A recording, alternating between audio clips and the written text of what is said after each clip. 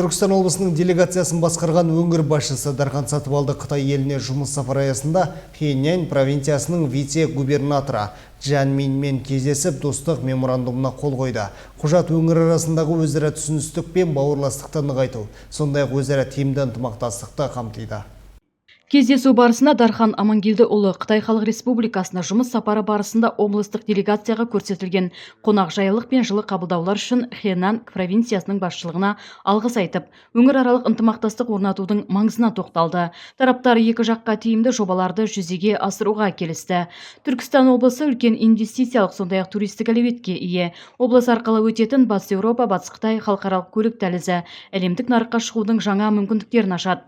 Сонымен қатар сауданы дамытудың мүмкіндігі өте зор. Индустриалды және арнайы экономикалық аймағында инвесторларға дайын инфрақұрылымы ұсынылады. Екіншіден, агроөнеркәсіптік кешені саласында мүмкіндігі өте жоғары. Туризм саласында да саяхатшыларды қызықтырар орындар көп. Қазақстан қытайлық компаниялардың бизнесті дамыту жөніндегі бастамалары бойынша әріптестік орнатуға дайын. Ең бастысы, өңірде еңбекқор халық бар, деді Дархан Сатыбалды өз сөзінде. Сапар аясында делегация жергілікті индустриалды аймақта болып, оның жұмысымен танысты. Бірлескен жобаларды жүзеге асыру жолдары қарастырылды. Сондай-ақ өңір басшысы Хэнан провинциясы Чжэнчжоу қаласының партия комитетінің хатшысы Ан Вэймен кездесіп, өзара ынтымақтастық жөнінде келіссөздер жүргізді. Аймақтар арасында жібек жолын дамыту жолдары талқыланды. Чжэнчжоу ішкі өнеркәсіп көлемі соңғы уақытта еселеп артты. Азық-түлік өңдеу кәсібі бойынша көш бастап тұр. Чжэнчжоудың негізгі кәсібі де артықшылығы да осы. Бұл ерекшелігі Түркістан облысымен ұқсас келеді. Бұдан тыс тарихи ошақтарды сол күйінде сақтап қалуға күш салынған.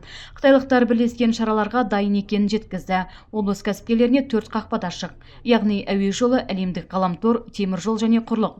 Шаһардың импорты мен экспорты 500 миллиард юанға жетті. Ұлттық технологиялар мен дағдылар базасы атанды. Қаланы халықаралық қала етіп құру жолында заманауи шаһардың үлгісі етуге тырысып жатыр.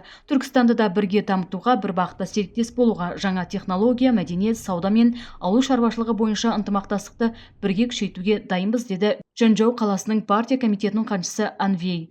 Я поставляю автобусы из Китая в Алмата, Астана, Чимкент, Туркестан. Мне очень нравится Казахстан, потому что Казахстан — это наши соседи, хорошие соседи. Там условия очень хорошие для развития нашего бизнеса. Еще есть государственная поддержка. Да. Раньше мы поставляем автобусы прямо из Китая. С 2019 году мы начали заниматься местным производством. Мы сами инвестировали в технологии, чтобы развивать наш казахстанский автопром. На данный момент наш завод уже построили 3 года. Мы оттуда поставляем автобусы на Туркестан области. Бүгінгі екі ел шекарасы арқылы 5 тұрақты пункт, 5 трансшекаралық мұнай және газ құбыры, 2 темір жол желісі және халықаралық ынтымақтастық орталығы жұмыс істейді.